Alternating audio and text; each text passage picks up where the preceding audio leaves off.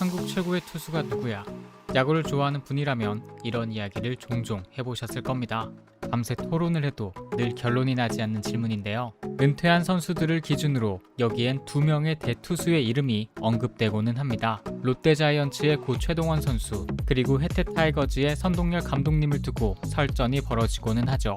영화를 좋아하는 분이라면 퍼펙트 게임이라는 작품을 통해 두 라이벌의 경기를 만나보셨을 겁니다. 그 영화에서도 최동원은 철완이자 팀을 위한 책임감이 엄청난 투수로 등장했었죠. 특히 90년대부터 롯데라는 팀의 경기를 봤던 저에겐 더 특별한 분입니다. 서론이 길었습니다. 이번 시간은 야구팬이자 한 명의 롯데팬의 시선에서 이야기를 할 것 같은데요. 오늘 이야기할 영화는 1984 최동원이라는 작품입니다. 고 최동원 선수 10주기를 맞아 개봉하는 작품인데요. 1984년 9월 30일부터 10월 9일까지 뜨거웠던 시비를 기록한 다큐멘터리죠. 사실 그렇게 새로운 내용은 아닙니다. 야구를 알고 관심이 있는 분이라면 최동원 선수가 기록한 한국 시리즈 4승은 정말 유명한데요. 이제는 나올 수도 없고 그렇게 한 선수를 혹사시키면서 나와서도 안 되는 기록이라고 하죠. 저도 이미 알고 있던 내용이었습니다. 특히 한국 시리즈 7차전의 마지막 투구는 꽤 많이 봤었죠.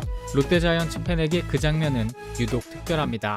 프로 원년팀으로서 우승이 단 2번밖에 없기에 우승하는 장면은 정말 귀하죠. 그리고 이 팀이 우승을 하기 위해서는 그 정도 신화적인 일이 있어야 한다는 생각까지 하게 되는데요. 마지막 우승이 1992년, 그 이후 어떤 일이 있었는지 생각해보면 정말 놀랍습니다. 남한과 북한의 정권이 몇 번 바뀌었는지를 시작으로 세상은 아주 많이 변했죠. 1세기 전의 일이기에 더 까마득해 보이기도 합니다. 그렇다면 이미 알고 있는 사실을 담은 1984 최동원은 어떤 가치가 있는 다큐멘터리일까요? 저에게 이 다큐멘터리의 특징을 말하라고 한다면 밀도라고 말할 것 같습니다. 다큐멘터리의 가치 중 하나가 기록이라면 이 다큐멘터리엔 우리가 볼 수 없었던 귀한 장면이 많은데요. 한국 시리즈에서 4승을 한 투수라는 건조한 텍스트는 조은성 감독이 수집한 자료를 통해 생생하게 다가옵니다. 1984년 10일간의 한국 시리즈를 제대로 느낄 수 있죠. 그렇게 이 다큐멘터리는 전설이 된 한국 시리즈를 더 신화적인 순간으로 재생산하고 있었습니다.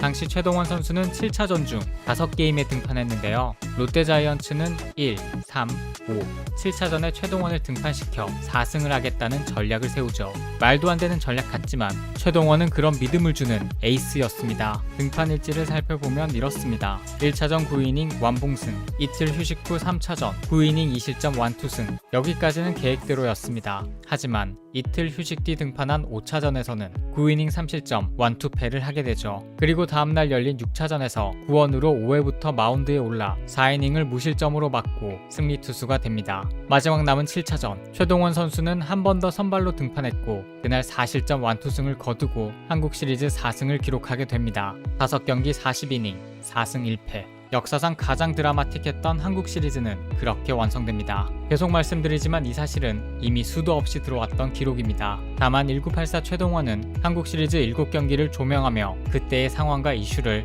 당시 뛰었던 선수, 코치, 감독, 그리고 후배 야구인들을 통해 복기합니다. 그래서 글이나 하이라이트를 보는 느낌을 넘어 매 경기를 직접 보는 듯 했는데요. 아직 롯데자이언츠의 한국 시리즈를 제대로 본 적이 없는 저에게는 롯데가 한국 시리즈에 가면 이렇겠구나 라는 상상을 해보게 했습니다. 생각해보니 조금 슬픈 사실이기도 하네요. 덕분에 야구, 그리고 롯데자이언츠의 팬을 위한 다큐멘터리라는 생각을 하게 됩니다. 정말 귀하고 소중한 순간의 자료를 큰 스크린에서 볼 수 있다는 건 행복한 경험이었죠. 그 스크린을 통해 롯데자이언츠의 모든 걸 바쳤던 위대한 선수를 다시 볼 수 있다는 것만으로도 롯데팬이 볼 이유는 충분합니다. 개인적으로는 최동원 선수가 마운드에 있는 모습, 작은 미소를 보이는 모습에서 울컥하기도 했는데요. 영화 후반부에 돌아와요 부산항해를 부르는 장면은 더 슬펐습니다. 여기까지 좋은 이야기를 했지만 아쉬운 점도 분명 있었습니다. 이미 1984년 한국 시리즈에 초점이 맞춰졌기에 영화를 향한 아쉬움이 아닐 수도 있는데요. 사실 저는 최동원이라는 선수가 아닌 사람을 보여주는 다큐멘터리를 보고 싶었습니다.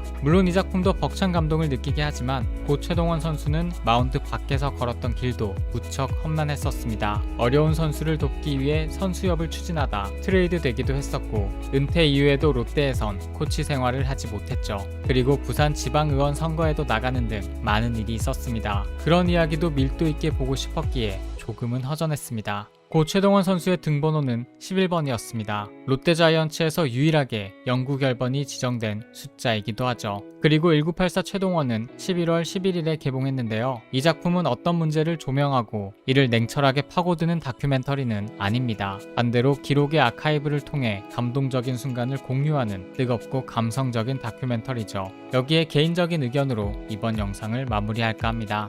올해도 롯데는 가을에 초대받지 못했고 언제 다시 한국 시리즈에 나갈 수 있을지 확신을 할 수도 없습니다. 20년이 넘게 한 팀을 응원하며 많이 지쳤고 이제는 화도 많이 내고 있는데요. 그래도 제가 이 팀의 경기를 챙겨본다면 꽤 많은 지분이 1984년 그날에 있을 거라 생각합니다. 어쩌면 많이 실망스럽고 무능한 팀을 오랜 시간 응원하는 것일지도 모르죠. 그래도 자부하는 게 있다면 역사상 가장 위대한 투수가 뛰었던 팀이라는 겁니다. 위대한 투수이자 야구인이었던 선수, 그의 신화가 탄생한 그날을 1984 최동원을 통해 만나보실 것을 추천하며 이번 영상을 마치겠습니다.